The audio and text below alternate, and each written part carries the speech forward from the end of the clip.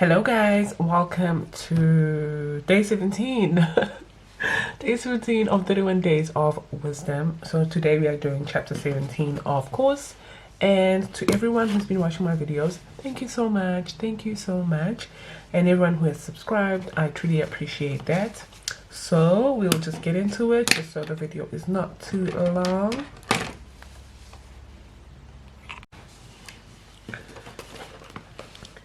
Better a dry crust with peace and quiet than a house full of feasting with strife. A prudent servant will rule over a disgraceful son and will share the inheritance as one of the family. The crucible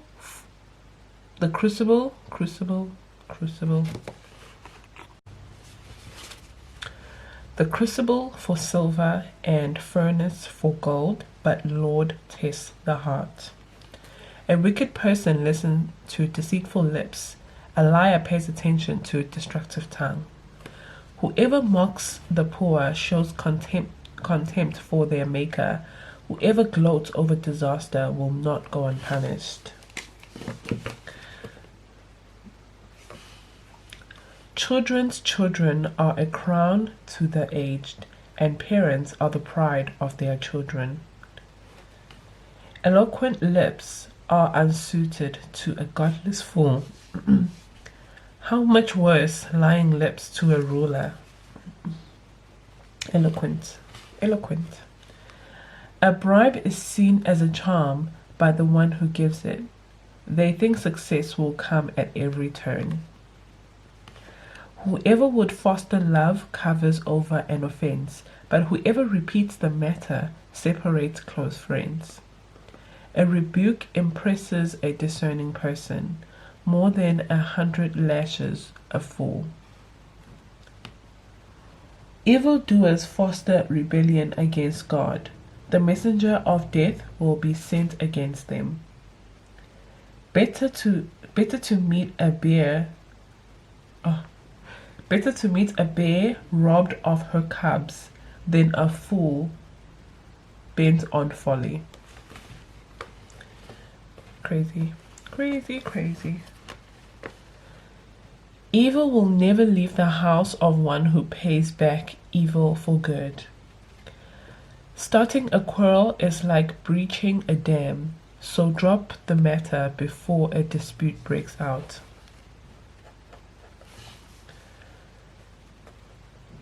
Acquitting the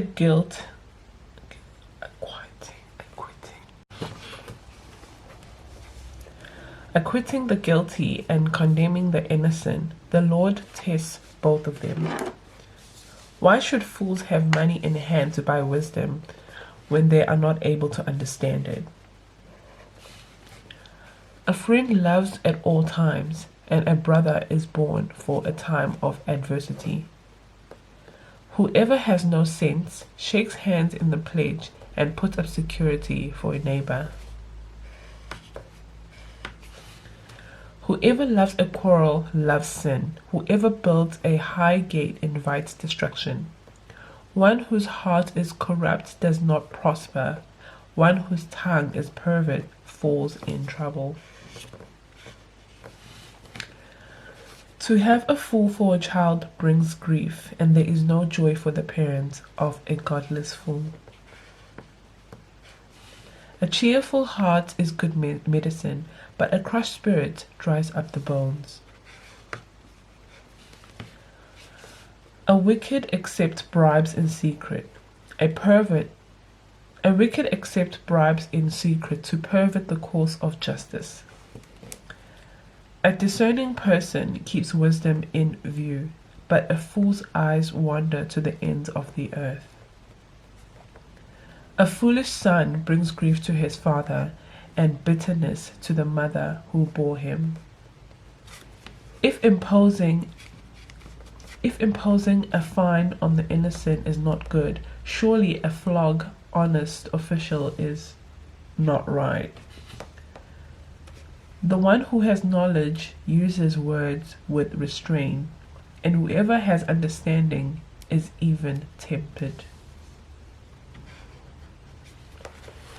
Even fools are thought wise if they keep silent, and discerning if they hold their tongues. Okay, wow. Alrighty then, let's do this. Let's do this.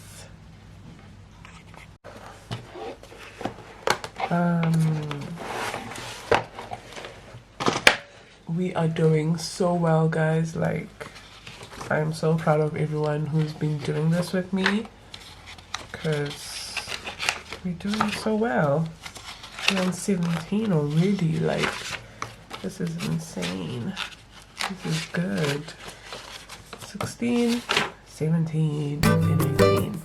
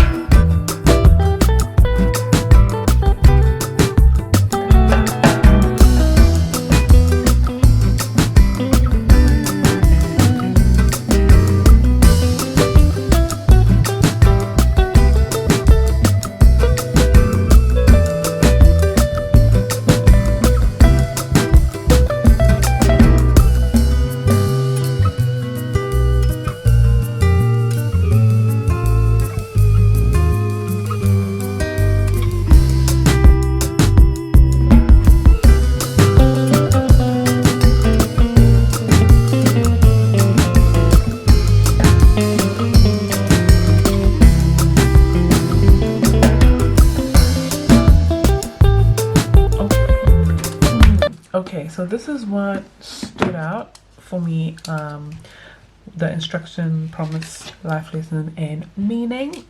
And I hope we've got the same things. But if we don't, please comment down below with what stood out to you. So for the instruction, basically it's verse 1 that says, better a dry crust with peace and quiet than a house full of feasting with strife. And I interpreted it as pick a dry crust with peace and quiet than all the riches with violence, issues, and conflict. So for example, and I'm not like calling anyone out, but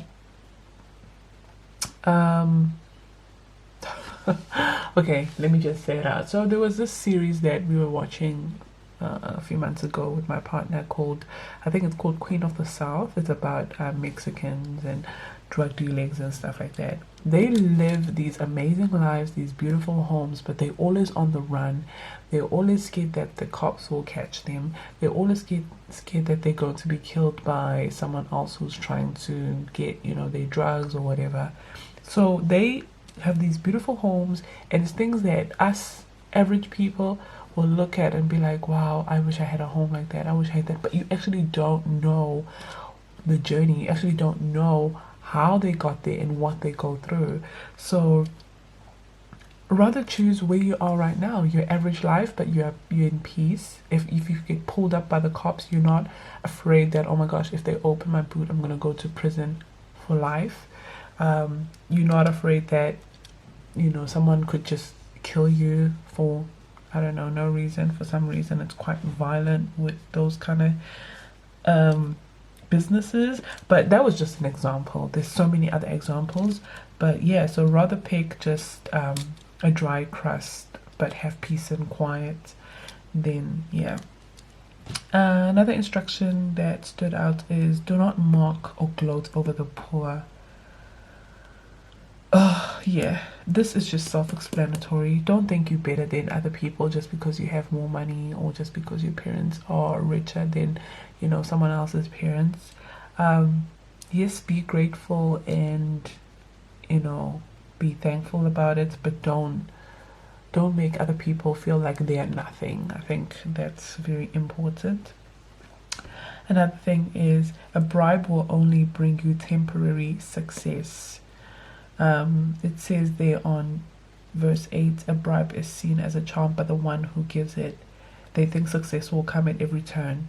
So you're going to bribe and it will feel good, but only temporary. And then what's going to happen next? You're going to have to bribe again and bribe again and bribe again until you have nothing. So just work hard for what you want. Don't take shortcuts. Don't bribe and cheat.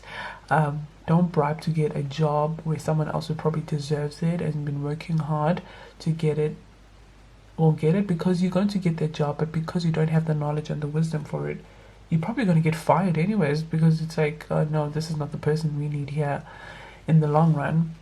So just work hard for what you want, and just, you know, it will make you feel proud as well. Stay away from gossip, lies, fools, etc. And this is a hard one, especially if you've got friends who gossip and, you know, who lie to people, and you know that this is a lie, or, you know, whatever, we're acting a fool. It's a hard one.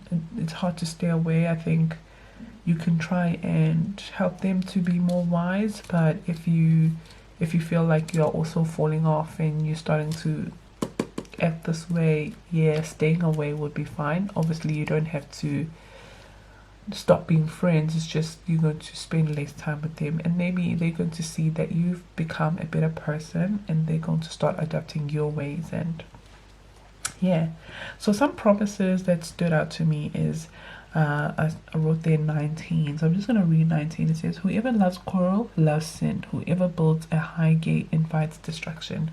So I interpreted in like an easier way for everyone to understand is whoever loves drama brings destruction to their lives. So that is very self-explanatory. And another promise is a corrupt heart does not prosper. So that's just something to keep in mind. And another one is a foolish child brings grief and bitterness to his or her parents. And this is so sad because being a foolish child, sometimes it's because the parents didn't discipline you when you're young and didn't teach you the right way, but also sometimes they did teach you the right way, but you decided to listen to your friends and not your parents, and now you're acting a fool, and you're probably coming in between your parents because one of them has to, it's like they pick a side, or I don't know, but just be a wise child or raise wise children. It will come in handy in the long run, obviously. And I am a new mom. My child is 1 year old, so this is telling me to teach her right, just so it doesn't bring grief and bitterness to my life as well. So a life lesson for me is it is more wise to choose to be quiet and have peace. There is no need to prove you are right by quarrel, by drama or anything. It's okay if you are right and you're like, okay, you know what, this is not worth it. Just rather be quiet and keep your peace than to like fight with people or whatever, just to prove that you were right and they are wrong. And what this whole chapter means to me is even a fool, that's actually the last verse, so it's 28, says even fools are thought wise if they keep silent, and discerning if they hold their tongues. So even a fool looks wise if they choose silence and they choose to hold their tongues. So yeah, just choose peace and quiet rather than, you know, arguing with a fool, because to someone who doesn't know the story, you both look like idiots arguing and whatever. And choose peace always. I think that's the main thing that chapter 17 was teaching us, to just choose peace, because everything, there's going to be things testing you, and everyone tests you in every situation, but just remind yourself that, okay, I picked peace, so I'll just apologize, I'll just walk away, I'll deal with this some other time when this person has calmed down or whatever. So yeah, I really hope you enjoyed chapter 17, and I will see you tomorrow with chapter 18. Bye.